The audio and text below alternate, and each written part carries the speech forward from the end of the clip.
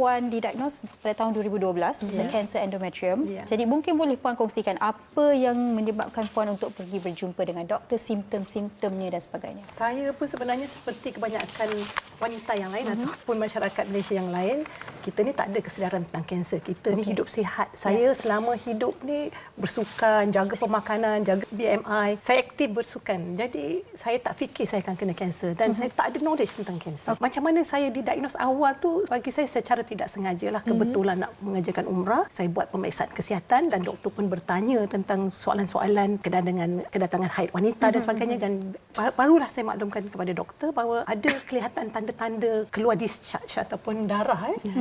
Saya tak tahu pun kata keluar darah tu adalah tanda-tanda kanser. Tak tahu.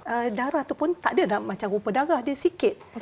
Warna coklat-coklat, kuning gelap macam tu, tak sangka yang itu darah. Jadi doktor lah yang menyarankan saya untuk membuat pemeriksaan lanjutan dan saya buat biopsi. Mula-mula buat pap smear.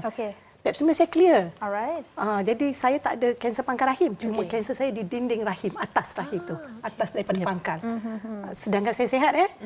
Jadi kita pun, doktor pun tak sangka. Cuma bila keluar result keputusan biopsi, doktor kata, sahlah Puan Zani, bad news, confirm kanser.